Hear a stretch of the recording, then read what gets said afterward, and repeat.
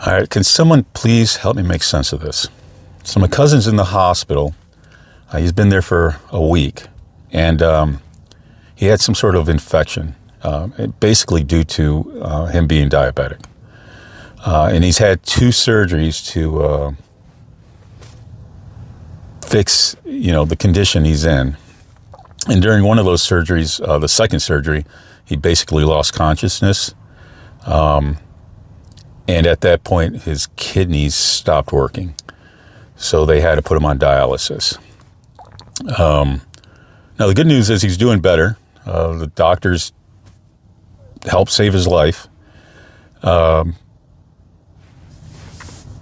His kidneys are functioning on his own. They're a little weak still.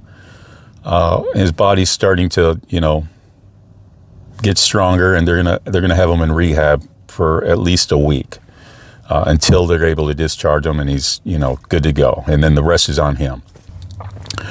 So I drove down to visit him at the hospital the other day, and great time. He's looking a lot better, laughing, talking.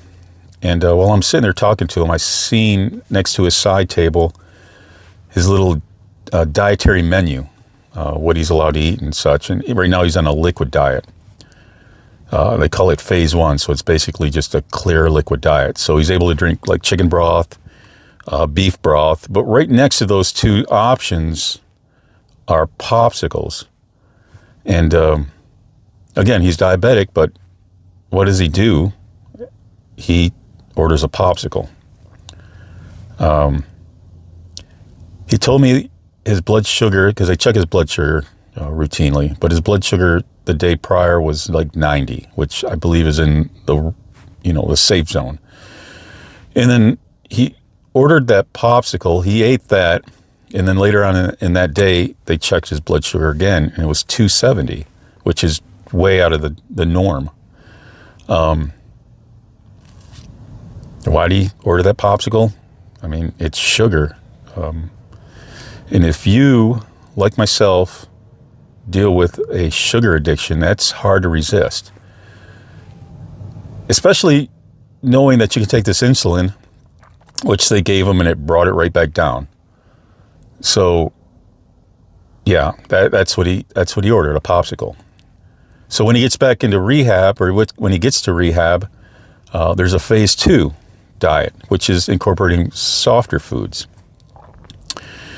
And what they're going to add to that already list of 3 items are milk, which is, okay, yogurt, which I'm not sure what kind of yogurt they're giving him, fruit juice, what else? Yeah, sherbet, and ice cream. Come on, man, ice cream? How is it even an option for a person in his condition? That doesn't make sense. I mean, he's here due to diabetes. Yeah, I really wasn't even going to make a video about this. I mean, I figured, this is really interesting. But I got up, made my coffee, turned on TV, clicked on YouTube, and the first commercial, even before I was able to watch my video, was a Wegovy commercial. Guy's taking his shot, walking outside with his family. They're cooking. He's got a big loaf of bread or whatever he's got, plus whatever they're cooking, all eating around, all laughing, having a good old time. So he's doing that, making it look great. And then the next clip was, and it's proven, I said 3 out of 4 people are going to lose 25 pounds by taking, our product. So does that work? I mean, will you lose that weight? Eating, I guess healthier, but not. I mean, you got that loaf of bread in your face, and you're, you're cooking potatoes and all that. So I get done doing my thing, watching the clip, and then I'm drinking my coffee, and I said, I got to go to the gym. So I get in the car, turn on the car, and first thing out of the radio, they're singing that Ozempic, and it's catchy, right? Here I am singing it. It's catchy, or but what they're trying to sell is basically that. Here, take this insulin, and it'll help you with your diabetes. Which I'm saying it won't, but, help you with your diabetes and you're going to lose weight. So, go figure. Yeah. I'm reading up on diabetes and then him being in the hospital and then them just giving him sugars to eat.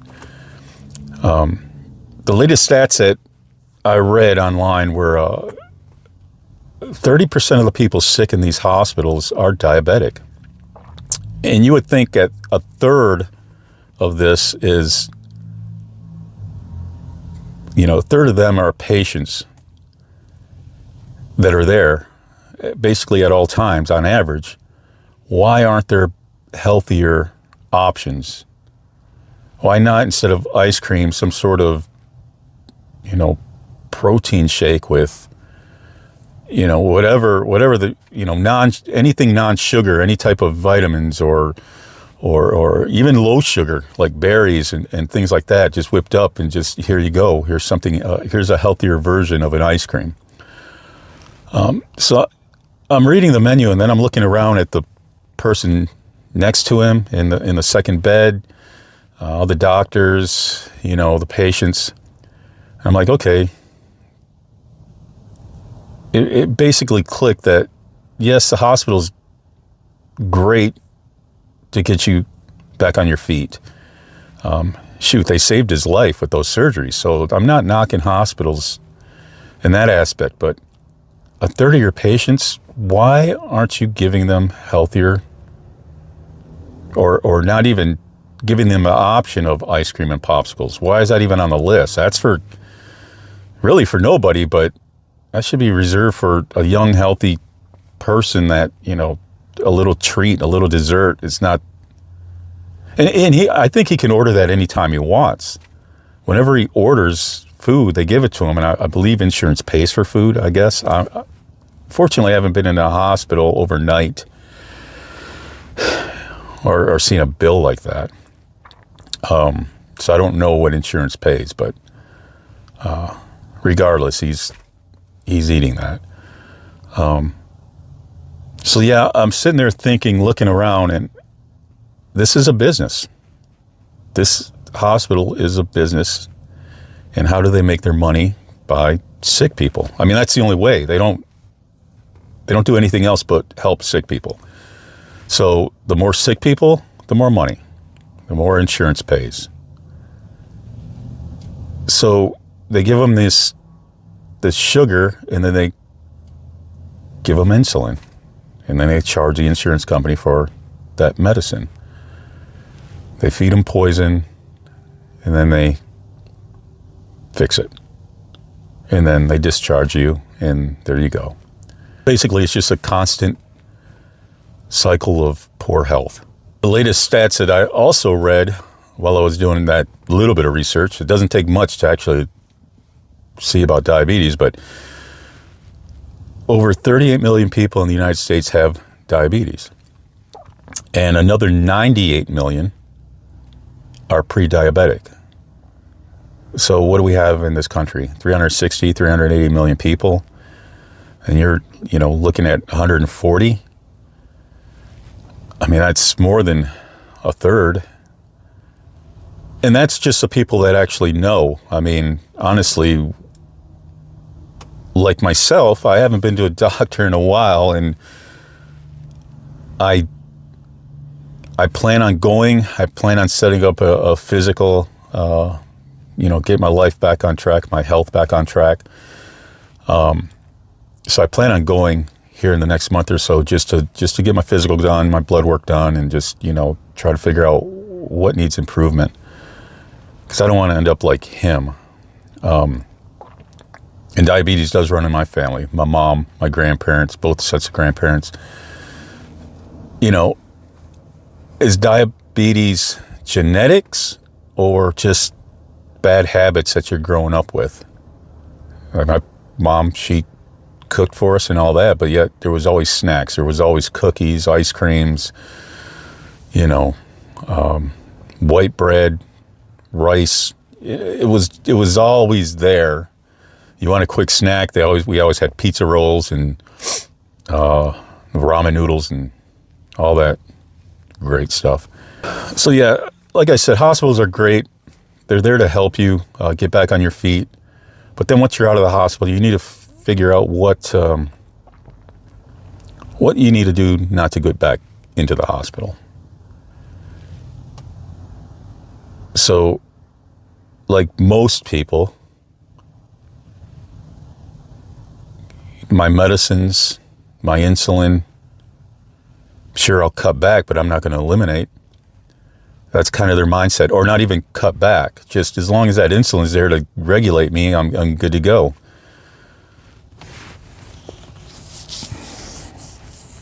I mean, does insulin work forever? I mean, doesn't your body get adapted to it, and you basically, your body actually, I don't know the word I'm trying to say, but it